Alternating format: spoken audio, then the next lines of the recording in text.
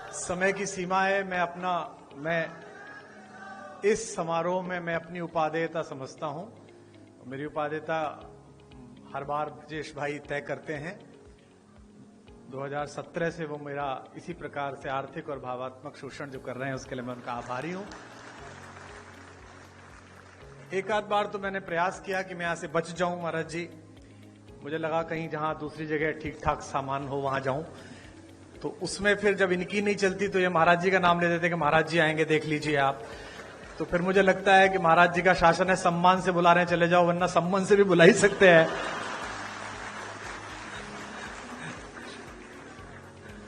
हमारे मुख्यमंत्री जी पे इतनी चर्चा होती है, मैं पूरे भारत में जाता हूं, इतनी चर्चा होती है।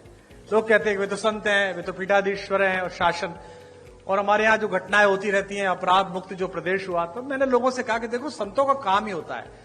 दो प्रकार के संत हैं। एक संत वो हैं जिनसे सज्जन व्यक्ति मिलता है और मिलते ही मोक्ष को प्राप्त करता है। एक हमारे महाराज जी हैं, दुष्ट व्यक्ति दिखता है, मिलता है और फिर मोक्ष को प्राप्त करता है। दोनों प्रकार से साधन संपन्न है।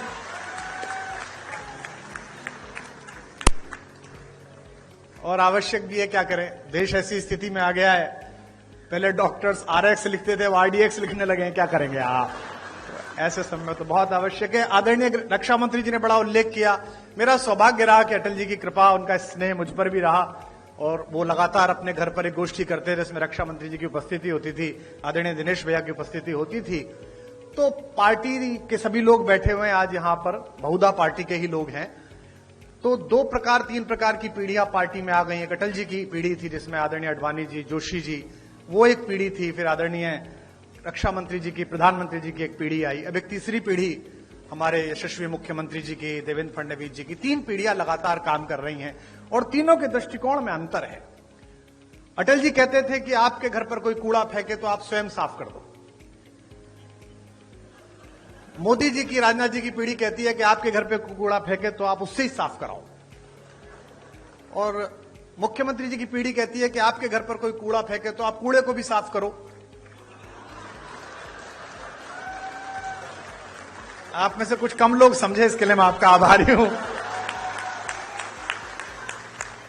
समय की मर्यादा है, सीमा है।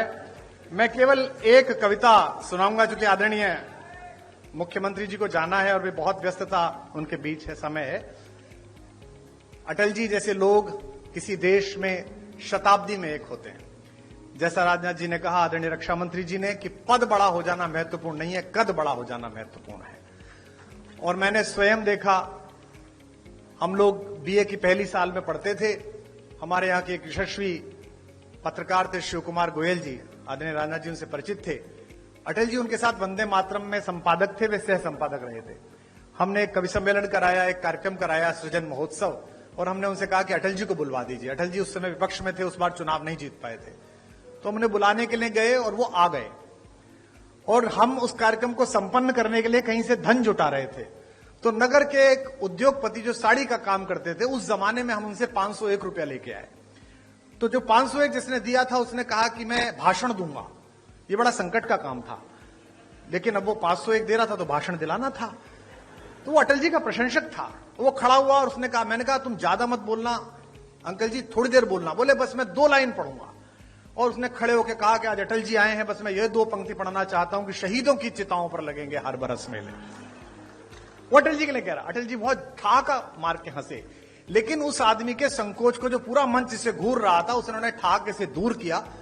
और जब भी मैं उनसे मिलने के लिए जाता था, दर्शन के लिए मिलने जाता था, प्रणाम करते थे, हम उन्हें बाप जी कहते थे, तो अक्सर पूछते थे, अरे भाई उनके क्या हाल है जिन्होंने मुझे जीवित शहीद बनाया था, वे कैसे हैं। तो वह बड़ा कद होना कि आप किसी बात का बुरा ना मानो, आप सदाशयता से लो। लखनऊ वालों, आपका सौभाग्य है, आपके संसदीय क्षेत्र का सौभाग्य है कि यहां से अटल बिहारी वाजपेयी जैसे कीर्ति पुरुष ने संसद में शोभा बढ़ाई।